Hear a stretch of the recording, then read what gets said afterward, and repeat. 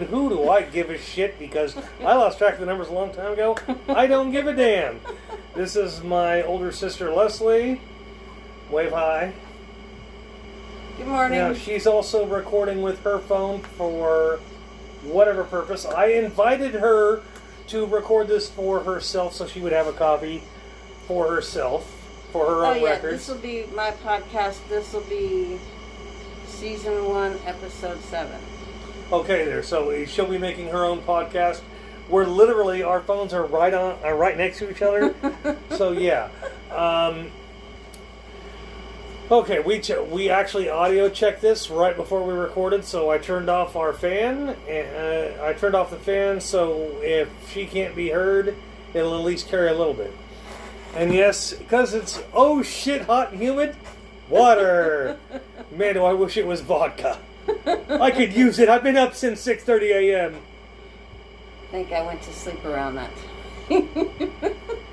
You also don't have young children at home. No, not anymore. I do.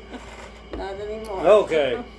Now, where we're going to start this episode of the podcast off for my end of it, for my podcast, The Carl Experience, is we're going to go back to my last podcast where I was talking about foster care and Ruth Covington and her son, or her grandson, I'm not sure which one it was. I think it was a grandson. She was like 50, 60 years old. And I saw you and her grandson doing things behind a little shed, and I don't know what was going on. You said you wanted to share your side of the story, so go ahead and throw it out. I mean... Well, I didn't think that anybody had actually seen that. That was actually Ruth and Jeremiah Covington. They don't live too far from my youngest daughter's dad's girlfriend's house. Damn, that's a long chain, isn't it? Yeah. Mother's, brother's, cousin's, uncle's house, right? Yeah. She had a grandson. It was her grandson. And I don't really know what his problem was or what her problem was, but for some odd reason, they, according to her, every time she talked to me by herself, she didn't particularly like the both of us, but she really didn't like me. So it didn't matter what I said or how I said it, it was always, I was lying. And I always tried telling her that her grandson, and what I'm assuming is her son, would always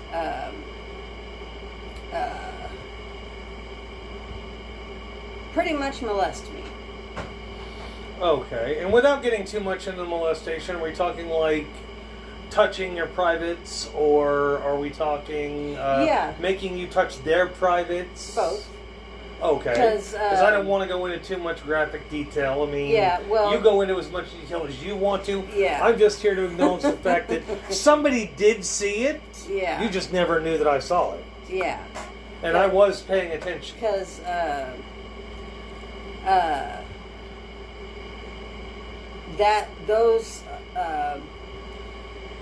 her grandson made several attempts to molest me.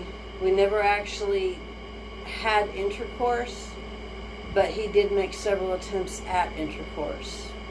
But I guess he must have been scared of his grandma, because every time we would get started on something, he would hear a creaking in the house and he would stop, or outside. You get spooked by something? Yeah. And I'm assuming her son, big old huge biker dude, he'd come over, and the basement where we kept watching cartoons at, whenever he'd come over. Is he the hippie looking dude with the long ponytail? Yeah. Okay. Yeah. I always just thought that was the guy who visited all the time. No, that was her son. Because he had like that Iggy cup, the white Iggy cup with the weird bottom. That was actually her grandson's dad. And he didn't have a stable living environment from what she had continuously talked about all the time. So. Do you remember how long we were even in that home?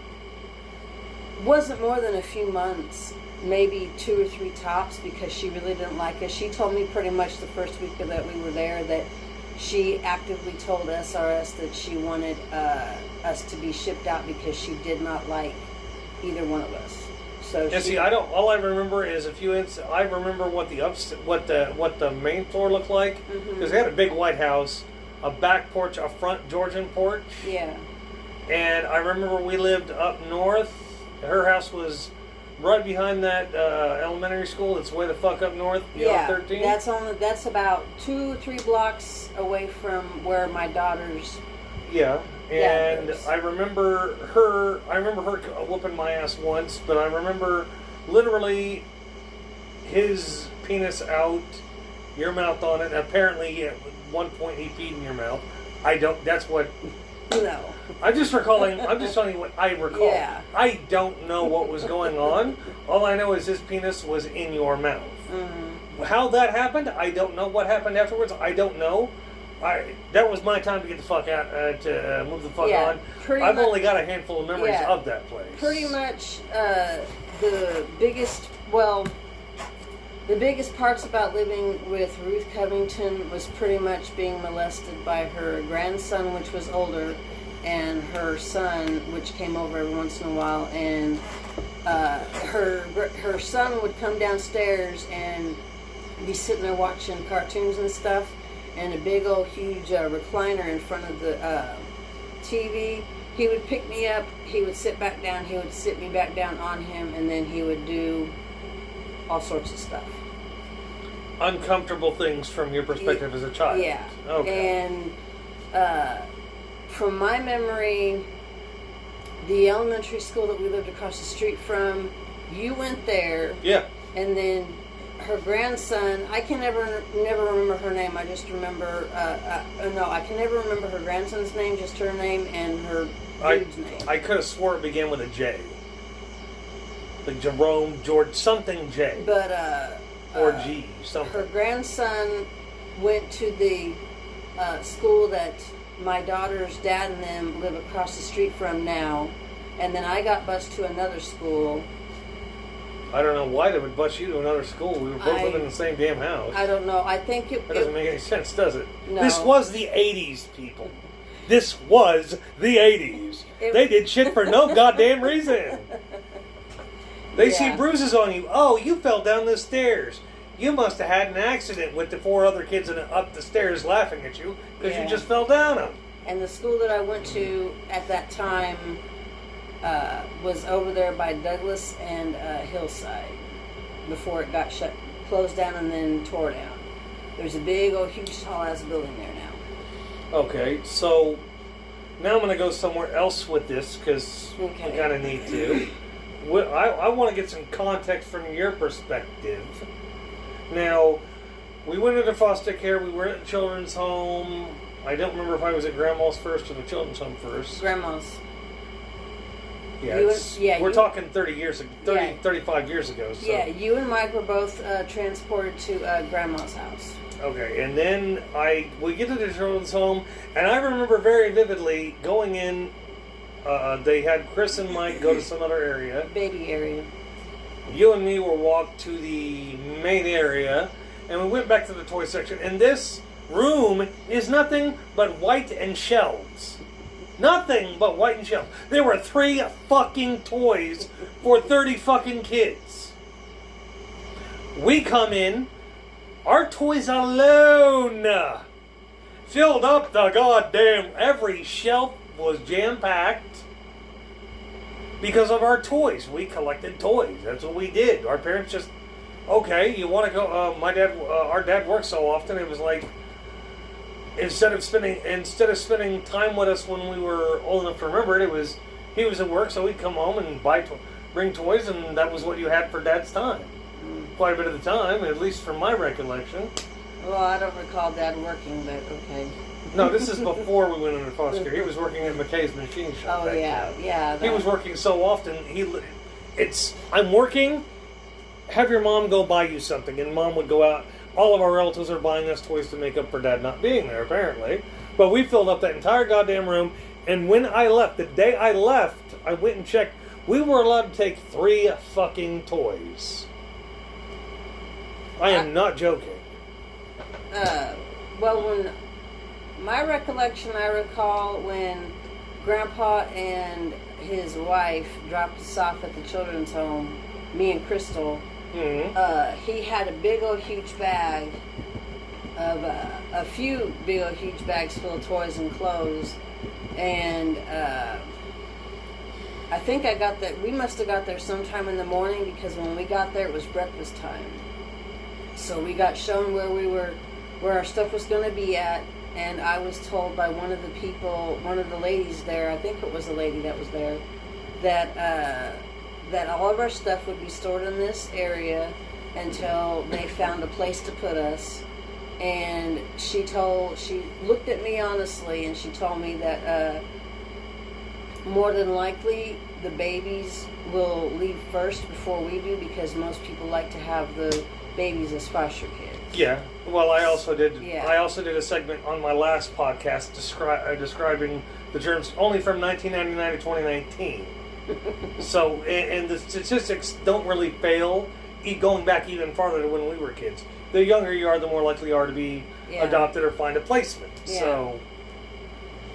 So I mean, we get there. I get shown where our stuff is going to be at, and then I get shown where I'm going to sleep at, and then after that we get hauled out to the general breakfast area. And there's a few times we had like free nights or something like that. I don't remember what they're called, but we were able to be in a room probably about the same size, and there was like seats on the walls for kids and stuff, and the person that was in charge of the kids would play some music and stuff, and we'd sit there and we'd dance to it or sing to it or play around with it. Yeah, I don't recall. I just recall it being more of a free time in the community room, I guess you'd call it. Yeah, because I was stupid and young enough to do a Michael Jackson dance. Yeah, because that's also where it did not look good. It was 1987. Fuck y'all. Yeah, that was also where I had first heard things like from Madonna and Cyndi Lauper and things like that. So that was where I first heard that stuff. Because beforehand I was in Kentucky, and Grandpa's wife's one of Grandpa's wife's grandkids introduced me to rock. But we were listening to rock and country, and between our grandparents, both sets, and then Mom and Dad, we grew up on everything. Like I remember us being on the Pizza Hut down on, South Seneca, and over by Pawnee, back when they saw the strip mall there, and they had a full-blown Pizza Hut shop there, complete with a little Pac-Man video game thing going on. Yeah. They were playing some, I want to say Madonna. It's either Like a Virgin or Like a Prayer. The first one that I actually got into... And that was in the pizza. That was in that Pizza Hut before we were ever in foster care. Oh, so. Well, the first Madonna song I ever remember when we came back from foster care was Material Girl, because I was trying to do the whole Madonna thing, wearing a red jacket. Mom let me wear a red hat, and then I also was trying to look cool. I put on a pair of sunglasses, walking around singing it. Yes, but this is back when sunglass songs were common. I'm so cool, I gotta wear shades. Hello, it was the #1 hit. Yeah, we're old people. We're in our 40s. But yeah, so I go to Grandma's, and then I get shipped off to... I was living in a foster home that was 3 blocks away from Mom and Dad's, over from 840. Mm-hmm. I can actually show you the exact location where I was. I was literally, I could have, if as an adult, I could literally throw a rock as hard as I could, a really small one, and hit the house that Mom and Dad were living in. I didn't know where the hell I was, though, because we were all in that one little nuclear block. So after the Wichita Children's Home, which was, well, it was my first exposure to boobies. But one of the girls there was really stacked. But I digress. I was doing Michael Jackson dance, and then when I moved on to a house, I was only allowed 3 toys out of all, and all the toys in the toy area were pretty much brought there by us. All but 3 damn toys in that damn room were ours, and we were forced to leave without them. At least, I know I was. I was allowed to carry 3 toys away, so I got my big-ass teddy bear. I don't remember what we were able to take with us. All I remember was that we were in there for a little bit, and then I got told that Crystal and Michael had already been placed with another couple. Yeah. And then I think it was about a week or a couple weeks later, I got told that we were placed with we were going to be placed with a family.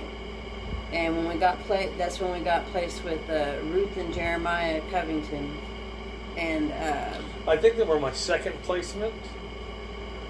Because I think my first placement was over by Mom and Dad's house. Because I didn't know, I couldn't tell you which way was up from my asshole at the time. But I believe they were my second placement as the Covingtons. I don't remember the name of the first class I went to, but that's the one I was talking about in my last podcast where the boys would lick their hands and smack the shit out of me. Well, after we left the Covingtons, I had went out to Hayesville where I was with Lena and Lloyd Floyd. And are we talking of the Floyds that live next to Grandma and Grandpa? No. Okay. No, remember their last name? This is in Hayesville. Before it actually started becoming a lot better than what it looks now. It was pretty much by that great dam where they lived at. Yeah. There's a side street that goes to the great dam, and you drive along it, and there's like 1 or 2 little streets that leads to manufactured homes, and their home was pretty much second to last on the left side. Okay. So, and when I went there, I don't know if the foster mom liked me or not very much when I got there, but she was already dealing with several other different kids, and I was pretty much there pretty much from the time we left the Covingtons all the way up until the time we got taken home. Now, I was told by, I'm recollecting, but my recollection is I got to visit you one fucking time out there, in this fucking yard. The size of my courtyard. It was fucking gigantic. You had a fuck ton of kids there, and you were living in apparently the people you were staying with had a gigantic mobile home. Yes, they did.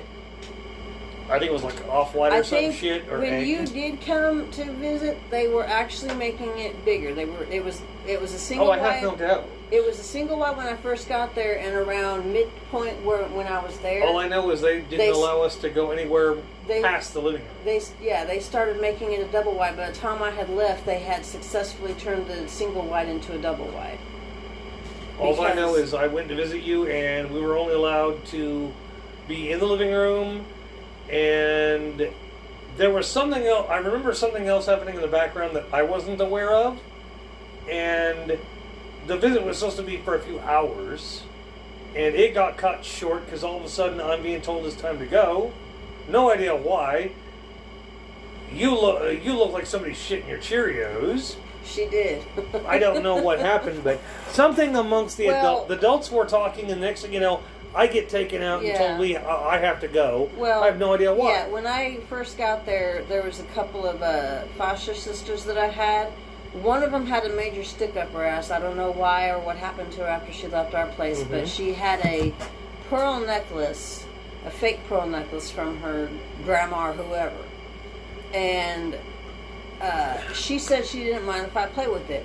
And I'm sitting there swirling it around on my finger. Next thing I know, it broke. But she said it would never break. And then she got upset at me. I apologized for about at least a good month straight. And my foster mom came back because she was getting loud and trying to get physical with me and stuff. And the foster mom came back to see what was going on, and she told her and everything. And the foster mom was like, "You're still on that? You need to get over that." And within a few days, she was shipped out. So we had quite a few things going on at that foster home. But well, this I don't think would have been with that. I think this was due to some sort of scheduling conflict within the adults. because I was told that we were going to be there for a good 2 or 3 hours. We were there for like half an hour, not even that long. The adults had just started talking, and next thing you know, oh, it's time to go. Well, we just got here. Well, I guess since I was the oldest, there was a lot of stuff I was told as it was I guess as it was happening, or as she heard it through the grapevine. Mm-hmm. Because when I got there, it wasn't too long after I got there that I had been told that something happened with you in a foster home and that you were being put to another foster home. And she said, and I asked her about specifics, and she told me the only thing she can tell me is that the foster home you're going to is in Goddard. At that time, that would have been Shitfuck knows about what the hell Goddard was back then, because I had no idea. Yeah, Goddard was the place I was at from. I don't remember exactly when I got there. I think it might have been after Ruth Covington's. I think I was in like one home between for like a day or two. I'm not real sure. It's kind of fuzzy on that one. And then, but I spent the bulk of of my remaining time in Goddard with Mr. and Mrs. Pastor, Bible thumping. You can't break the rules. Because when she told me that you had an incident in a foster home, that you've been placed with somebody else, she told me, she was like, well, it might be a better place because they're Christians. And I'm like, what the hell does that mean? Because I didn't know what the hell Christian was back then. We weren't grown up on that crap. No. You judge the people by the quality of their character. Yeah. You don't pay attention to their goddamn religion. Because we already knew people who went to church who were really, really bad. Stay the fuck away from them. I think there was at one point we went to Dad took me to a church at one point where in the end, I don't know what the fuck was going on, but we got back in the car, we got back home. Dad's talking to Mom, and I told Mom and Dad, I'm never going back ever again. Ever. Don't ever take me there. Mom and Dad's major religion is Latter-day Saint. Yeah, Mormonism. Yeah. Yeah. But this was a Christian church they took me to. Yeah, that was one of the reasons that I stayed away from being a Christian for the longest time, because I wasn't into what that is known as like organized Christianity. That's not. And then for some odd reason, before Dad went into the home, every time I'd move, he kept telling them where I lived, and I would just evade them because I didn't want to talk to them. But anyway. Well, see, I don't have any of those problems. But back to the issue at hand. Yeah. You were at that home in Hayesville. That was for what seems like an eternity. Yeah, that was the Crystal was placed. I don't recall. I think she was placed with some elderly ass couple. Her and Mike were both in the same place until they had an accident, and then because it was just ruled an accident, I was told by the foster mom. Was that before or after the Mike incident? That was the accident. Okay, because I was thinking that was the big accident because I was told about it. Because and the first thing I did, I literally, my foster parents are like, I went and buried my face in their laps or whatever and fucking just bawled. Well, I got home from school and my foster mom said she wanted to talk to me about something. She let me eat and drink. She was nice for the first time in a long time because she was never nice. She was foster care, right? She was a mean bitch and she knew it. Uh-huh. There was a whole bunch of shit I can go into about that place. That would take up most of the time though. So, but that one particular incident, that one particular time I came in and I sat down, she had me sit down at a table, and I sat down. She said, "Well, there's been an accident," and I'm like, "Okay, what's that got to do with me?" And she's like, "Your brother Michael drowned," and I'm like, "Oh shit!" I had bumps all over me, and I'm like, "Is he okay?" And they're like, well, they were able to revive him, but they don't know how he's going to be. And I said, what about my sister? Because she was placed in the same place from what you told me. And she was like, well, she was okay, but we were told that nobody was paying attention to your brother when he was around the pool except for your sister. And so when he actually had the accident, your sister was the only one that went in there and tried to save him. And then when she finally got him out of the pool, the people that the adults that were there, the foster parents that were there, finally noticed that there was something going on, and they called the police and everything else. Yeah, see, the foster home that they were put in, and this is my issue with some of the foster parents, is my younger brother and sister were put in a foster home of a couple of retirees. Not just wannabe Christians or whatever. These people were retirees. They owned a fucking 2-seater Spider. And they had 2 fucking young kids. Our siblings. Yeah. These fucking morons decided to try to teach, we need to teach them Spanish and all this other crap. They're retired. Their grandkids were grown up. Had the chance to meet them. They're idiots too. But these people owned a Spider vehicle, just a little 2-seater. Looks like a little Fiat. And put apparently they had to get a slightly bigger vehicle on their retirement savings, and bought a really fancy one because they wanted to fucking look rich. And they drove around in this small car, just big enough to fit their car seats in the back. And half the time they wouldn't even fucking pay attention to the kids. Yeah. I'm like, why the fuck are you giving this to a couple of social planning butt fuckers? Yeah. And then the only other time that she sent me out the table was when it was time for us to go home. The first time she did it, she said, well, they're going to reintegrate you guys into the home, but they're going to go with the younger 2 and see how that works first. And if it works out, then they're going to reintegrate you 2. That's weird. And I was like, okay. So a couple weeks went by, and she told me, she said, well, the reintegration with the youngest 2 first didn't work out, so they're going to try again in a couple weeks, and this time they're going to start out with the oldest and then go down to the youngest. And so a couple weeks went by, and the night before I went back to the house, she told me to start packing up my stuff, so I did, and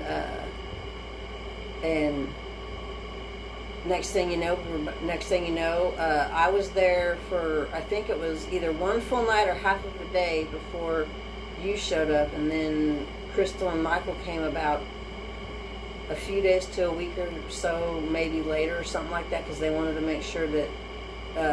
All I know is I got dropped off with my bike and a bag of clothes and the same big stuffed teddy bear I managed to carry all throughout. Yeah. And literally Dad bought a chain for it for my bike and everything, and literally that night it got stolen. Yeah, but we also had our first good boxing match then too. We had a lot of weird times. Yeah, but that was the first one. Now you were talking about the abuse you suffered. I've heard over the years you talk about the abuse you suffered at the place in Hayesville.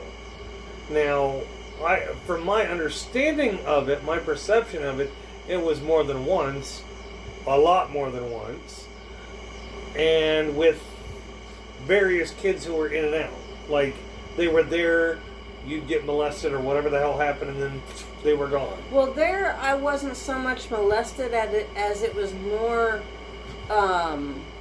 verbal. Yeah. And like borderline physical abuse. How is it borderline physical? Because it would just about get there, but then it wouldn't happen.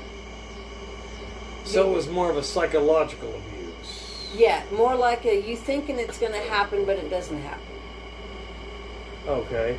Now, looking back on your experience with the foster care system, which I fucking loathe, you say that the foster care system back then was broken. Would you give it what rating would you give it? The foster care system itself, I would probably give... remember, this is the foster care system we grew up in, not the one that exists now. Like the one we grew up in, I would literally give it like a C or a D. I'd give it like a D or an F. Fair enough. At least it's an opinion. Now, based on your kids, what would you give the system on that one? Well, the oldest I'd probably say about an A or a B, because she was well taken care of, and she was, even though she doesn't want to admit it a lot of times, she was spoiled beyond belief. Okay. But the other one, I would give that particular case a flat F, because of how she I don't think there's a rating I could give. Yeah. To your middle child, what she suffered through, there's not a grade low enough to fucking cover that. There's not. It's like, okay, Satan worshippers, where she was. Yeah. Satan worshippers are a fucking bottom of the barrel. She was below the barrel. Yeah. That's how bad her experience was. And yes, that's why when I mentioned your middle child, when everyone's like, "Oh, I had it," no, you didn't know. Even my own daughter, my oldest, who turned 18 today, happy birthday, bud! I'm just embarrassing the shit out of her. My oldest has even talked with her, and when we were both like, "Yeah, you had it rough," then it was like, "Well, it couldn't get it can get worse. Let's leave that in the dust. We already know somebody who's been through worse. Yeah. Let's leave that shit alone. You don't want that." Yeah. And believe it or not, even though it happened, and when I found out that it had happened to her, and I had realized that I had actually been paying attention to that particular thing in the news when it happened. When I found out that it was her, I think I spent probably a good month or two before me and her actually started talking really tough on Messenger. I think I spent about a good 2 or 3 months worth crying about the stuff that had happened to her because I kept reading it over and over. Oh, when I read it, I cried and I almost threw up. Like, you can ask my wife. I was reading it, and at the time when I read it, we were living in the other apartment that we moved from. I shit you not. My wife asked what was wrong because I turned fucking green. I have an iron stomach. I'm known for being able to handle everything. I almost had to run to the bathroom when I got to the end to throw up. It was that bad. And yes, I know she's probably watching this and wondering why am I talking. No, this isn't. This is to frame how bad it was without you. And it's horrible. From her aspect, I would give the system below flat fucking F. Yeah. F minus doesn't even cover that. Yeah. Now, as far as my oldest goes, I will say the system did a flat out shitty job, so I'd have to give it a D minus. Yes, that's you, but I'm giving it a D minus for you. You'd give it an F. I know you would. She's probably like, "Yeah, I know. Dad just singled me out." Yeah. But when me and the girls are talking about it, I have a very hard time not crying about it because if I would have fought harder, maybe. There's times I run through my head, maybe if I'd have fought harder, maybe that wouldn't have happened. But I fought as hard as I could by myself. Yeah. Well. So. And that's. I had honestly thought that when she would be adopted, I didn't know where she was, and I had just found out 6 months before Anastasia turned 18 that Kansas was a closed adoption state, which means once they get adopted, the parents don't have to let you know shit, and that's exactly what happened. And so I kind of knew what happened with Anastasia as far as adoption goes because I had gotten a letter in the mail saying that her name had changed. So I kind of knew about her. I didn't know what the circumstances were. I just knew that her name had changed and that because of the fact of what her last name was, who possibly could have adopted her because that woman hates me. She'd much rather if she'd seen me on fire, she wouldn't pitch to put me out. That's how bad she hated me. There are some people in this world that I wouldn't that I'd share that sentiment and with. I'm pretty sure there's quite a few people that don't like me in that same manner. But anyway, and then the other one, I didn't know nothing about her. As she was growing up, I wasn't told anything about her. I was pretty much guessing. If you read the story which you sent me about her, it paints you in a very shitty light. Yeah, it says that I neglected her and I abused her and stuff like that. And I don't. I've already been asked a few times what exactly happened. And this is the honest truth. I don't know what happened. I know all the rumors. I heard all the rumors. Was I there? No. I can't give an accurate account of what happened with your middle child because I wasn't around. Well, it's been rumored and it says on paper, and even though some people go hog wild when it's written on paper and it's not true, it said on paper that I had left her by herself. And I didn't. I I have no idea. I'm not gonna. I know. I'm saying. I know. I'm just saying letting that, you know. I hear you. Yeah. I just don't know if it's true or not. Yeah. I don't know what was true because I wasn't around. Yeah, because so I'm glad you're letting me know what happened as far as when it came to the girls back then. I've always been the type of mother that whenever I see people leaving their kids by themselves, no matter how long it's for, I have an attitude problem about it. Whether it's in the car, in the store, it doesn't matter where it's at, in the house by themselves, unless they're old enough to take care of themselves. But for the general part between like firstborn all the way up to a certain age, I have an attitude whenever I see parents leaving their kids by themselves. And so... Because of the affect done to you. Because of the fact that, I mean, they can't take care of themselves. I mean, if you're gone for any length of time and you forget to turn something off, next thing you know, the house is on fire, you come back and something's wrong, and it's because of the fact your kid died or whatever. You have responsibility. You have culpability for it. There should never be a time where your kid is left by themselves. And even though the paperwork says that, I know how I am. And I know that I would never leave. Yeah, I know. That's why I'm reiterating. I'm not saying you did anything wrong. Yeah. I don't know. I wasn't there. So I just know that because of how I am. Oh, I know. You're getting all, I didn't do anything. I get it. I'm not trying to get like all that. I know. I'm just explaining to you what your reaction is like. It's like all of a sudden you go into this, I didn't do it. I didn't. I did it when other people do it.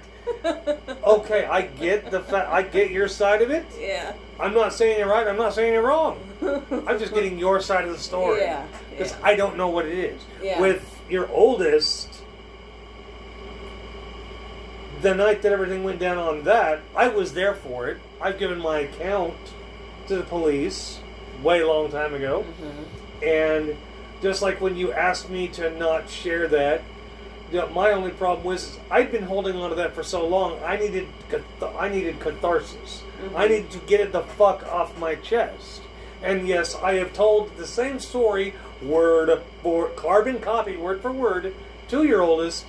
The exact same story I typed out on Facebook to every little detail. Yeah. And when people were like, "Well, has your story altered?" The words used might alter a little bit, but the entire story is pretty much word for fucking word, the same as it's always been. Yeah, because I told my oldest that I could remember that night like it was yesterday because it was just that bad. And I mean, I wasn't there for the hospital part. I was just there I was stuck in a house for 3 hours, not knowing what the fuck was going on. Yeah. Next thing you know, the cops are coming in. It's like, oh, what the. Okay, come in. Well, I'm higher than shit, but that day I had went to work and I had came home, and before I got home, I had asked him what was wrong with my oldest because I had asked her why she was screaming because the kind of screaming that she was doing on the phone she never did before. Okay, now who are we talking about now? Tony, Anastasia's dad, and when I had got home. She was still crying. I couldn't figure out what it was. And it was a blood-curdling cry, and I'm like, he must just not have fed her and did nothing with her all day. Must have just left her in the crib. That's what I thought. And I got home, and I changed her, and then... He wasn't there when you got home, that I know of. Yeah, he was there. He was sitting in the front room watching TV or some shit. But he was there because we got into an argument almost as soon as I walked into the door. That's what he was good for, was arguing. And lots of other bad stuff, but anyway. Obviously. I got in the house, we started arguing. All I know is it was on a Monday night. I took care of, I went into the living room to pick up Anastasia. I put her on my lap. At the time, it was kind of dark because I hadn't quite turned the light on yet. There was still a little bit of daylight left. So I put her on my lap and I changed her diaper. And at that time, I hadn't noticed anything. So I thought maybe, after I got through changing her diaper and I feed her, she might quiet down a little bit. I got out her big old huge ass playpen back then. Yeah. And I put the bumper guard in there and put her in it. She's still screaming. I'm going through the house picking up, cleaning up stuff because he didn't do anything. And I'm sitting there like trying to get something out for dinner, and she's still screaming to the top of her lungs, and I had just got through taking care of everything that normally needs to be taken care of. I put her in her bed, and she's still screaming. And I couldn't figure out what the heck it was. So I found a point to stop, and I went in, I got a diaper and wipes and all the rest of that. I went into the bedroom and I got her. And I laid her down on my lap and I started the changing process. And I noticed that something was kind of weird. I mean, her leg was laying there, and I was like, okay, what's the problem here? And so I remember the doctors telling me, doing some kind of test with her to check out her limbs. Mm-hmm. So I checked out her right arm, I checked out her limbs, and all of them moved except for that one. And I looked up at him and I asked him, I said, well, what the hell happened today? He looked over at me and he said, don't have a clue. And I'm like, you've been here all day long and you don't know what the hell happened to your own daughter? And he said no. And I'm like, okay. That was one of the phones. And, I don't know. And, next thing I know, he's sitting there acting like he hadn't done nothing with her all day. And I'm like, so instead of guessing, I just dressed her the best I could that night and took her down to Mom and Dad's. I didn't have a car seat, so I kind of carried her the best I could, and it was kind of chilly out, so I had her in a blanket. When I got over to Dad's house, he had her on his chest, and he moved everything, her arms and her legs, and he knows the same thing I did, and he's like, well, it could be a misplaced hip because your mom has the same issue. And I'm like, okay, but he said you might want to call up the emergency room. So I called up the emergency room, and they said, well, we'll have to look at it. And so when Mom got back, that's when Dad had called you when Mom was on her way back home.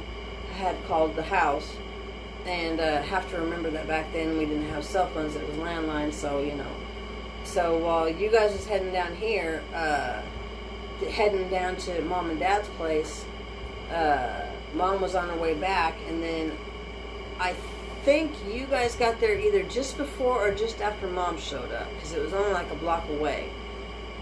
And so as soon as everybody got there, me, Mom, Tony, and Anastasia had went to the emergency room, and I had a baby wear. So before, about 2 days before she had went to the emergency room, I had weighed her, and she was at the weight she was supposed to be. Well, by the time we got her to the emergency room that night, somehow she had dropped about a good pound or two. Mm-hmm. And the doctors told me that that's emergency room, and they had weighed her. She weighed a couple pounds less than what she was supposed to. And I had consistently told everybody that we bumped into what happened that night, and everybody, the nurses and stuff. I had one nurse, after I explained 3 times what I had done with her that day and how I took care of her on a regular basis when I was home. The nurse looked at me sternly, and Tony was hanging off my nutsack that night, sitting there agreeing with everything I was saying, because he couldn't come up with anything different, and everybody asked him what he was doing, and he couldn't explain nothing. He was busy smoking, fucking doing drugs at somebody else's house. And Mom couldn't say anything because she just got off work, and she was trying to figure out what the hell was going on just about the same way I was, but I was the one being asked all the questions, and dumb shit wouldn't say nothing besides agree with me. And so she gave me a stern look, and she looked at me exiting the room. She said, "Ma'am, I don't mean to be mean or nothing, but that's not how this is looking out to be." She said, "This is looking out to be a case of one of you ended up abusing her." Yeah. And I didn't know, when I heard the word abuse, I had shivers all down my back, because I'm trying to figure out what the hell they're talking about. Because I'm like, well, my dad had told me that it could be a misplaced hip. So I'm going off the possibility that it could be, because that's you're going off of something you can deal with that's in front of you. Yeah, and that's when Mom chimed in and told the nurse. She was like, "Yeah, I have a bad habit of where sometimes my hips can fall in place. I have to lay down and throw them back in place, or else I can't walk." And so I'm sitting there telling the nurse, I'm like, "That's exactly what I'm thinking is going on here. It just could be a misplaced hip." And the nurse said, "I highly doubt it, but we're going to have to look at it." Mm-hmm. And we had a police escort us from the back part of the emergency room, which back then used to be by what is now considered the birth care center, all the way up to the front part, which is now considered the emergency room. and they did X-rays, and when the X-rays came back, that's when we found out that it wasn't a misplaced hip. It was actually her leg was broke. Yeah, and if I remember correctly, it was the second break. Yeah, because the first break, there was a break that happened before that we were unaware of. the first break was actually because her foot, when she was born with a dorsiflex. I don't remember the full name of it, but it was a dorsiflex. I told you there was butter spilled. I don't know how it got spilled. More than likely monkey, if she was looking for food. Either way, I have to go. I'll clean that up tonight, all right? I was going to say, yeah, because... Anyway. And the first break, the dorsiflex is pretty much where her foot was, when she came out, her foot was born to the side, and it was able to touch the side of her leg right here. I had to take, as soon as she was born, I had to take the first few weeks of her life and massage her ankle to where her foot would get back to normal, the way it normally supposed to be. And so I didn't know until way after the girls were taken from me that that's what they were talking about. But that's what had happened. And I tried explaining that to them, and because they said that the first break was down here by the ankles, and they didn't know how that could happen, but they said that the first break was around the first few weeks of life, and after everything had happened, and they had actually explained it on plain pieces of paper and stuff. I read what they were talking about, and I read the medical stuff, and I'm like, that's exactly what happened. And they were trying to make it seem as though somebody broke her leg twice. But the first break was the first one was even just 2 or 3 years after, when I ran into a worker who knew about the cases. Yeah. They said that when I tried to suggest any other kind of medical anomaly, no, they told me, the worker told me that the X-ray showed that it was a clean break, like somebody intentionally went out and broke her leg. Well, the first one was a possible medical issue. The second one, that was just plain simple out somebody broke her leg. Yeah, I know. Tony tried to send my ass to prison over this shit. They asked me that night when we seen the X-rays. Me and Mom immediately got upset. Mom damn near tried. I had to hold Mom's hands, I think, for Mom not to leap over the table and whoop the shit out of Tony. Oh, I have no doubt. Mom back then, you didn't get... If Mom started fucking moving back then, you were either on her or you just let her go. You had to be on her ass. Otherwise, as soon as she started moving, she was like Juggernaut. She starts moving, your ass gets plowed out of the way. Yeah, and the funny part is from the time that we found out that she was... what was going on with her up until he decided to leave and she went into foster care, everybody's story, I was continuously told that everybody's story was lining up, and the only person's story that they could make a necklace out of because it had so many damn holes in it was his. Because he didn't have an alibi. He was just making crap up. And to this day, even according to my oldest, her dad still denies the fact that he did anything to her. And I told her, I said, well, the sad part about it is from what I've been told by her, is that he uses the same, the things that we've been telling everybody that we know to be fact. He's been using, him and his family's been using them as their story. According to what he told my oldest, he was the one that worked at Motel 6. He was the one that had your job. He was the one that... My job? What job was he supposed to have had that was mine? Angelo's. He worked at Angelo's for 3 weeks and got fired. Yeah, well, his story seems to involve all the right stuff that we did back then. I was working at Angelo's 80 hours a week. Yeah, I was going to school 40 hours a week. No, I didn't have a lot of time. I was a busy working motherfucker. But, we all know, everybody in the family, or even his mom, when she ran into me after fucking dipshit skipped town, even she's like, I know it wasn't you. I'm sorry he did that. You saying sorry is nice. Him saying sorry is deadly. And yes, if I get caught, if I'm alone in a dark place with him, only one of us is going to leave that dark place, and I guarantee you it's going to be me. But there is no way. He worked at Angelo's very briefly. He was fired for, and I'm not kidding, Tony was fired for being filthy, stinking, and getting into the product. He was literally caught in the. We had a refrigerator cooler. He was in one of those, and he said he was starving. He was eating handfuls of spaghetti, raw spaghetti.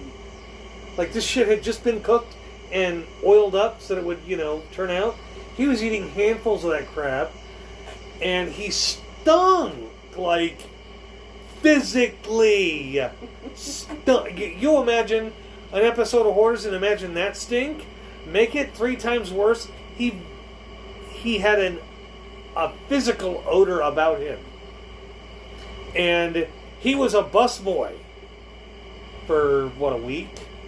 Then they had to move him to the back because they couldn't have him around customers.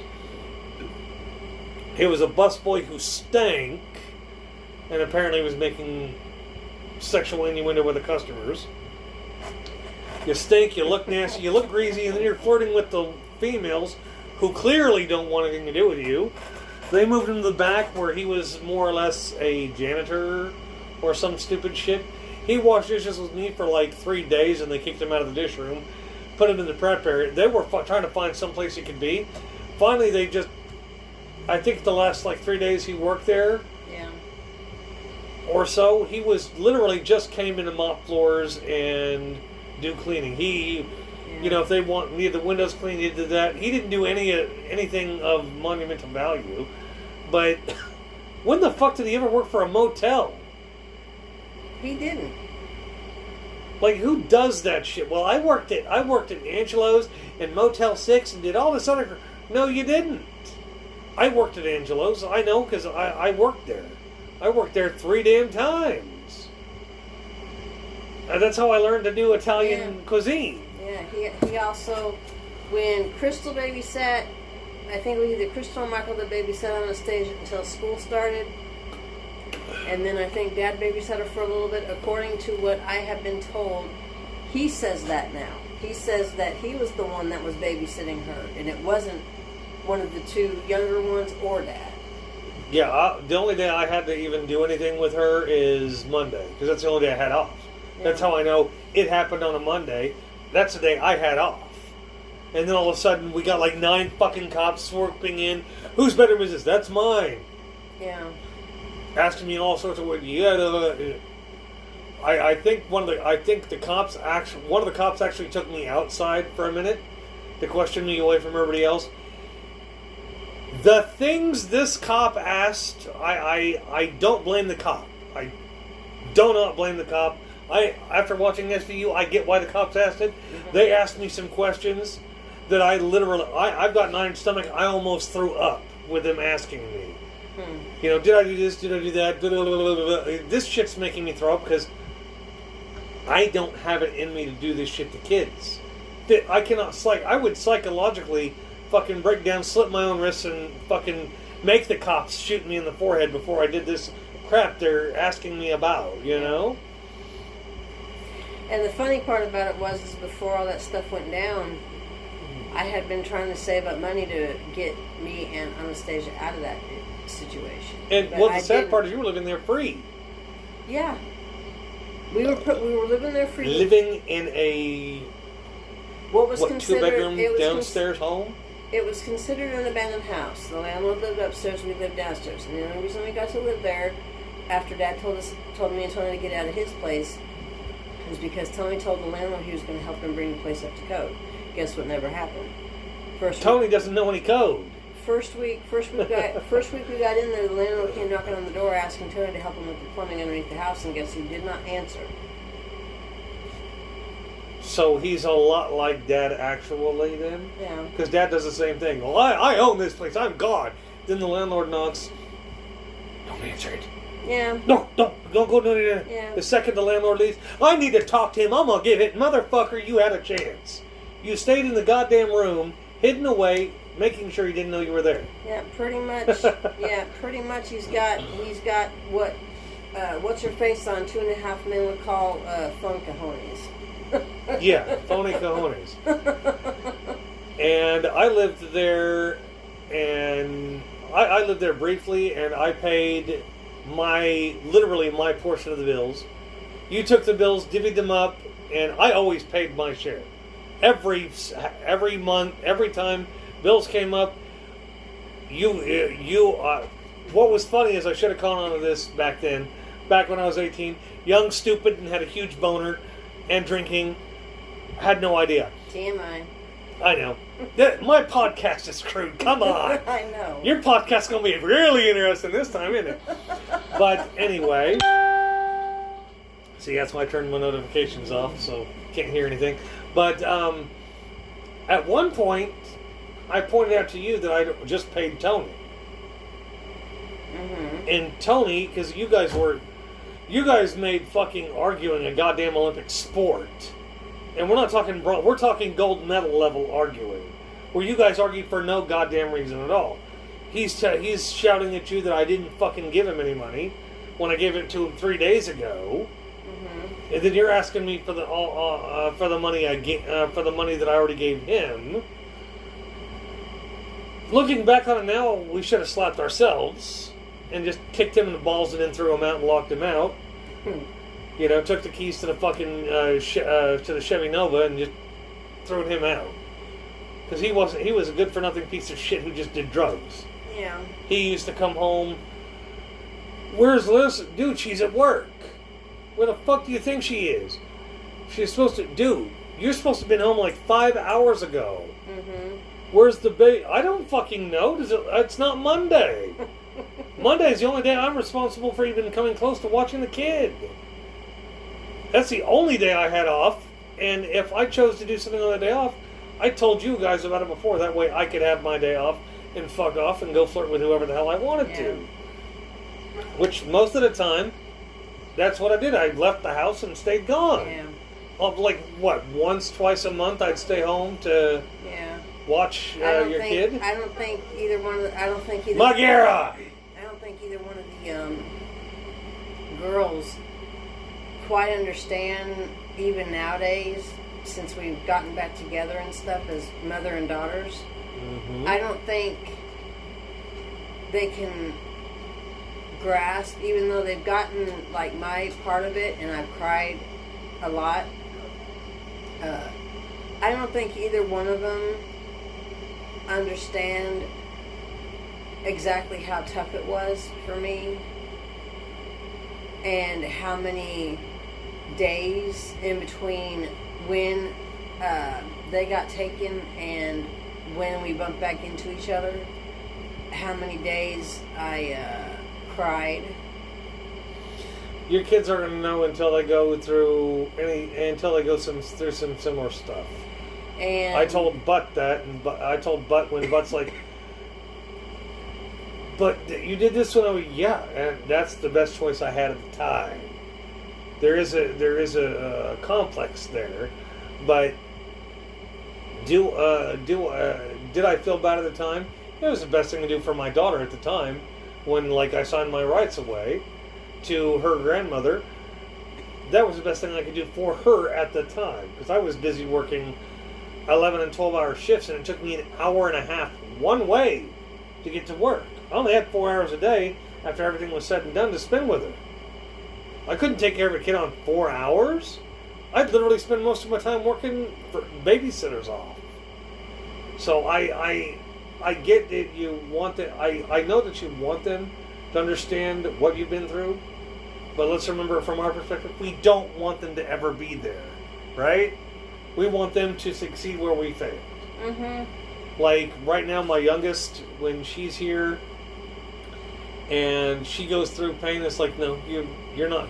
You think it hurts now. Yeah. It only gets worse when you get older. But yeah, when I tell people that are like they're all upset about losing their kids and everything. It's like, okay, I don't know what it's like to lose my kids necessarily. I know what it's like to sign the paper. I do know what that's like. Weeks, if not months, spent going over in your head. Literally, you are a mom. Mom was trying to be of some sort of comfort. That didn't work. Yeah. Usually, mom's word brings some sort of solace. Since mom and dad never went through it, they didn't know. Just like when I had that miscarriage with Amanda, and unless I'm mistaken, up till that point, you and I are the only ones who'd been through miscarriages. Yeah. So everybody else is like, oh, we feel no, stay the fuck away. You don't know what it's like. And we honestly, I think during that time in our lives, we were honestly staying as far the fuck away from each other as we could get, because they're like, no, I'm in more pain. That whole bullshit of who's in more pain pissing up the chimney. No, when the only miscarriage I had was when Nicole was pregnant. I think she was pregnant with either Drina or. She was pregnant with Brianna because you hadn't gotten you'd had a miscarriage, and it was right before you got pregnant with Tabby. Yeah. Because Brianna was still cooking in the oven. Because I had remembered getting pissed off because I had had a miscarriage, and and I went over to Mom's house the same day that I had actually had the miscarriage, and neither you nor Nicole were there, but I was pissed, and I talked to Mom about it, and I said, you know the one thing that pisses me off more than anything?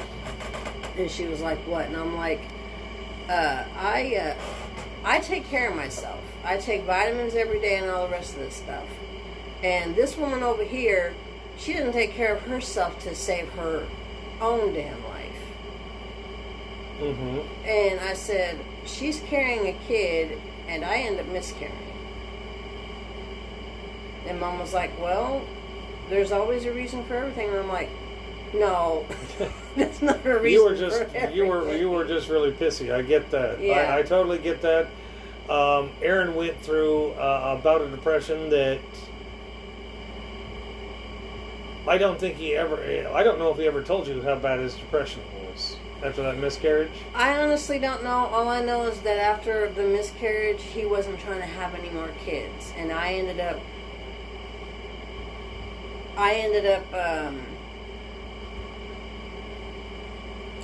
being misleading. Let's just put it that way.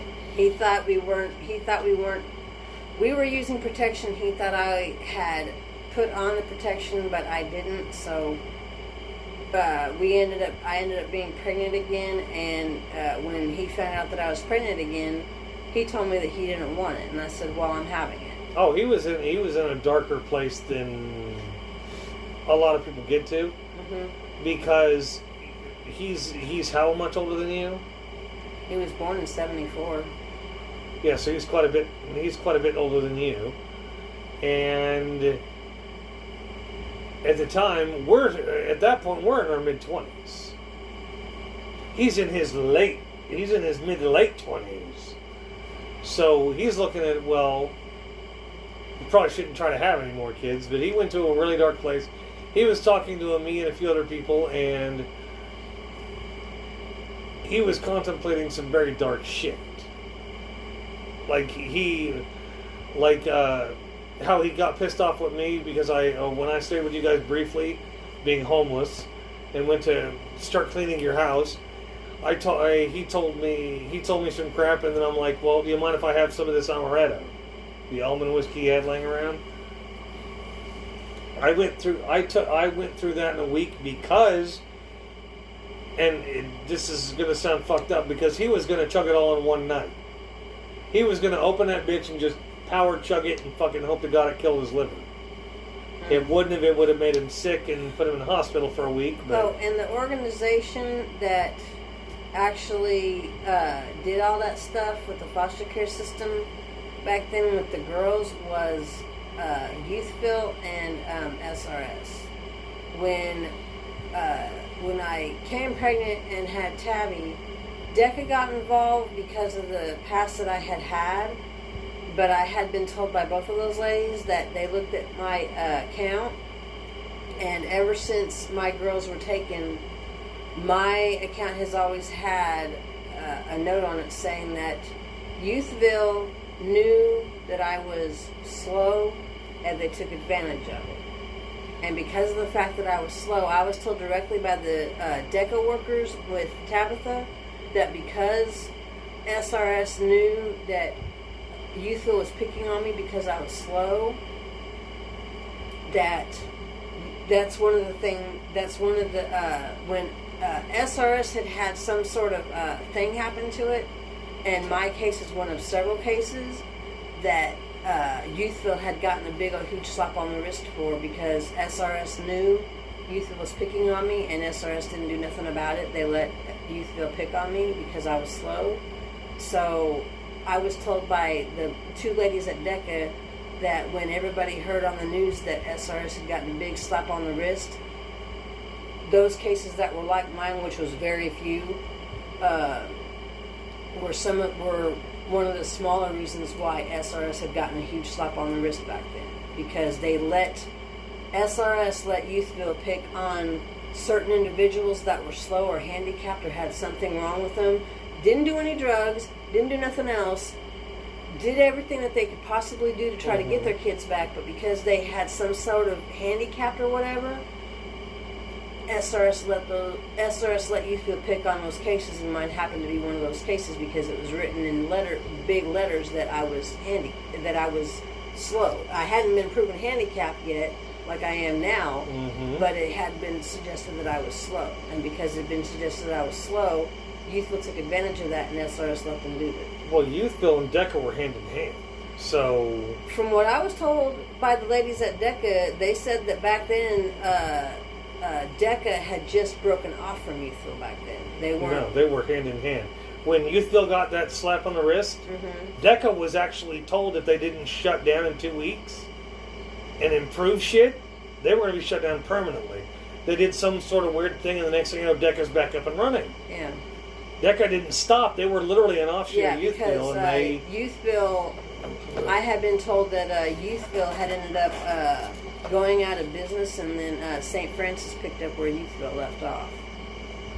But Youthville... Oh, no, Youthville doesn't... I don't even know if Youthville exists anymore. It does in Andover. I don't know if DECA exists. I don't think DECA exists anymore. I think they just shut it down. But now St. Francis is in control of pretty much everything, and they're not half bad. They're not totally great, but they're not half bad. It depends on who your workers are, and if your workers are actually dedicated, or if they're just... But the only reason... One of the reasons that I ended up trying to make one more kid is because I wanted to have that one chance to raise at least one kid from birth all the way up to 18. And I'm almost there. Well... in certain schools, I thought that's just you trying to make up for lost time. I'm not saying that's the case. I'm just saying that's one school of thought on it. Yeah, it's one school of thought, and I've had a lot of people say the same thing to me, and it's like, well, at one point in time it probably was that, but in a way for me, it wasn't that. I wanted to have one kid that I was raising, because when I had come up pregnant with Anastasia, I had honestly thought that I was going to, even if it was a bitch, I was going to be raising kids with the same guy the whole way through until all the nightmares happened. And then I'm like... Shit, that guy was just a living nightmare. Yeah. And according to what I understand, he still is. I've heard from literally all the kids, the only one who doesn't think him the devil incarnate is the oldest. Yeah, and Anastasia is, if I'm not mistaken, if he didn't lie, which he's very good for being known for, when I was graduating high school and we were living in that shed, I had been told by him that he had another kid up in Texas that was about 8 years old at that time, and she didn't know him as her father, but he was her father, because he said he got a DNA test or whatever, and I'm sitting there thinking, how are you telling me this and you keep telling me that you can't have kids? Yeah, that's the one thing I remember sticking out is he would tell everybody, I can't have kids. And now he's got more than 6. Yeah. The only... That's not infertility. That's lying your ass off to get laid. Yeah. And I had found out after about 6 months of anesthesia being in the system, I had found out by a lady that an older lady that me and him had known, that he had had another boy, and that the state took him from the state took the boy from Tony and his mom, because when he went to the hospital, all of his legs were broken, all of his arms were broken, and he had his head was fractured or something like that. And I'm like, how in the hell do you fracture a kid's head like that when they still have that soft spot up there? And she's like, I don't know, but when they came about and stuff like that, that's exactly what had happened. And that kid had a whole bunch of bumps and bruises when he got shown up to the hospital. And I'm like, does this man just like love beating the hell out of kids or something? He wants to take every little bit of anger from his childhood and or what he perceives as bad behavior and project it onto all of his kids, because that's him giving payback. Mm-hmm. It's like, I tried talking to him a few times back when I was fucking decades ago when I was talking to him. Well, my dad used to do all sorts of, and why would you do? Are you going to be like that? No, I'm not going to do any of that crap. Then he does exactly the opposite. He does everything his dad did. Well, your kid's got to learn to be tough. Your dad was trying to kill you. Your dad hated you. Your dad probably never wanted you to be born. He probably wanted your sister, that way he could breed with her. But he didn't want a son. He wanted a daughter. That way he could probably have sex with her. Yeah. But according to everything I've heard from their side of the family, his dad didn't want him. His dad would rather have fucking cracked his neck and throw him in the river and watched him drown. He didn't want a son, because a son would just be too much for him. Yeah. That's what I've learned over the years, that his dad didn't want him. Yeah. His mother could have aborted him and he would have been happy. And then wait till the daughter's born, didn't raise her up. When she gets puberty, start screwing her too. Yeah. Wouldn't surprise me none with that part of the family, But yeah, that guy he is a piece of work, and I've heard recently of how he is, and I'm like, yeah, I don't care. He's a piece of shit. Yeah, I think there's only been one time since she was a baby that I was actually put in the same room with her, and not her, but him. And I don't know if it was just to see how things would end up playing out, but I think she might have wanted to know what would happen if we ended up being in the same room.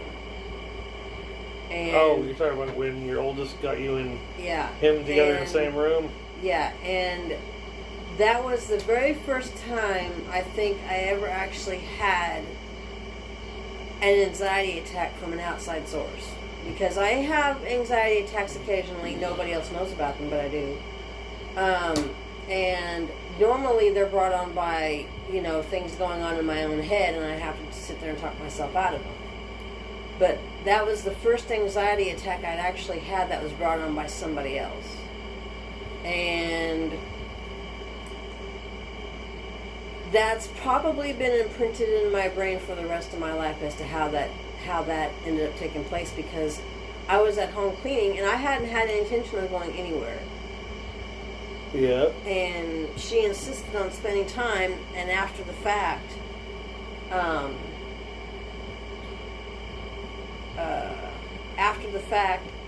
after everything happened, I told her, I said, I got onto her pretty good that night about that issue. I said, I don't know if it was intentional or if it happened to be an accident. Oh, it was intentional. But I told her, I said, I never wanted, nor do I still want, to be in the same room with that man ever, if I can help it. The only time I'm possibly going to be able to accept the fact that we're in the same room is if he ends up walking into my damn church, which I hope he never does. But if he does, I have to sit there. And I already told my first lady in my church, because I'm the greeter, I'm like, well, if my my oldest daughter's dad comes in the door, Mm-hmm. you might have a problem with me being a happy, cheerful greeter because I'm either going to be screaming my head off running the other direction, or I'm going to be trying to see how far underneath the ground I can bury him.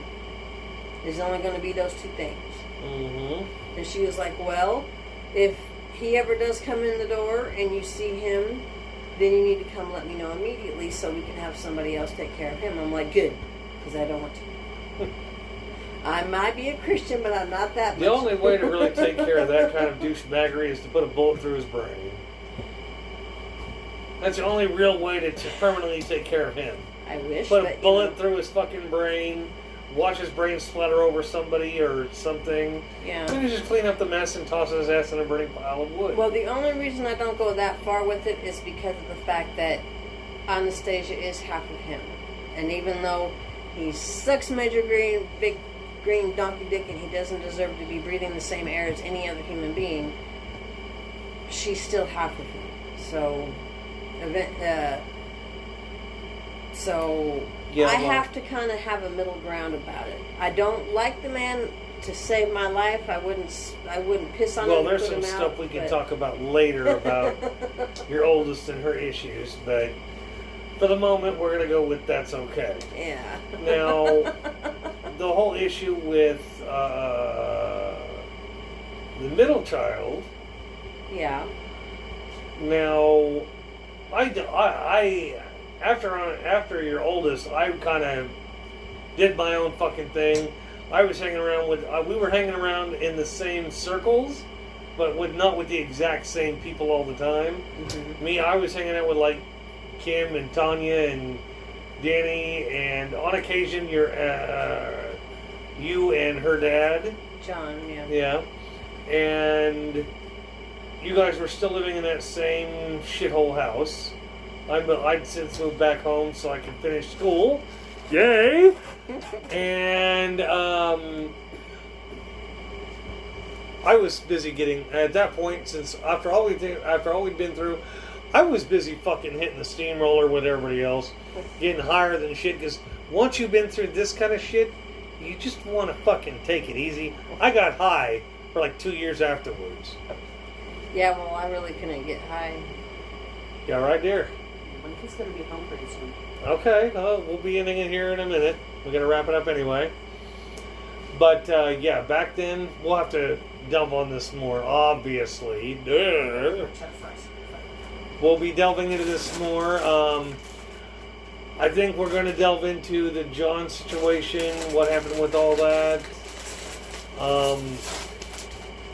We probably should dip into what we know of the kids' past, or even how bad the Tony situation really got. Yes, I know that's going to be one dark ass episode for you. Yeah. But I think it's cathartic for you to be able to say your side of it. You see what I'm saying? Yeah, because It a lets lot of people don't really believe a lot of the stuff I say about the way things happen and everything, and I'm like, well, I can't really give another explanation about what happened, because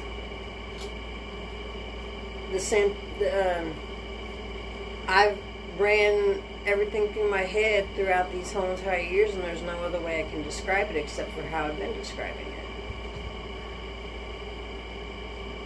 I'm trying to come up with the correct words for and my avions about that. It is possible, and I'm not saying you're lying. Okay, let's get that bitch beaten down out of the horse right away. I'm not saying you're lying, but might I suggest that certain things are not exactly as you remember them. I'm not saying that you're lying at all. I'm just saying they may not have occurred in the same chronology as you remember them being. Well, the two things that I do remember like they happened yesterday was the night that everything happened with Anastasia, and the night that Anastasia had me in the same room with Tony. I get that. I like I said, I'm merely suggesting that maybe your chronology is off. You remember it a certain way because of your perspective. I'm not saying you're lying. I'm just saying it might be, there is room for other detail. Well, I could probably go into more further detail about everything that happened, but when you briefly go over the things that happened that night in my head, the same scenario. Oh, I know. You have a videotape playing in your head when you think about that. I have one that has a different perspective in it from my head, from my recollection. Like, I can literally remember what I was wearing, and God, I lost those Hush Puppies. Those were nice fucking shoes. Yes, I was wearing Hush Puppies back then. But, yeah, I wore those. I was wearing those shoes on that night. So, yeah, we'll have to continue this. We'll have to continue this in another interview. I'm sure she's loving delving into all this painful shit. Not really. But I do think it's cathartic. I think you do need it. I think everybody else needs to hear your side of it in your own words instead of somebody else saying what you said. Yeah. Like, he said, she said, you said. Yeah. Considering some people think that I'm a whole bunch of stuff right now, but probably so. Hell, I got called about a week and a half ago asking if from your oldest asking if she could stay here. We don't have room for 2 more adults here. Yeah, well, just recently, this last week, I've been called a sick fuck. So. Well, judging from our family, I think everybody qualifies as that. Yeah. Based on our imaginations. Yeah. But anyway, we're going to end this episode, at least of my podcast. I don't know if she's going to end her podcast. But I'm going to end this episode as far as this goes. We will continue this conversation at some later point. The next available day I have is maybe Thursday. Okay. That's the first day of school for Monkey. Yeah, same thing for Tabby. And yeah, so we can get together and do another a furtherance or continuance of this podcast, being its own episode into itself. But we're going to figure that out while we're off air. You guys have a terrific time. For my viewers, yeah, this should be very interesting with everything. You guys need to like, subscribe, comment. If you guys need to get a hold of me personally, you guys already know how to do that. Considering I have 3 whole subscribers on YouTube. I still love every one of my subscribers. You guys have an awesome time, and I'm signing out. This has been the Carl Experience. Have an awesome day. Oh!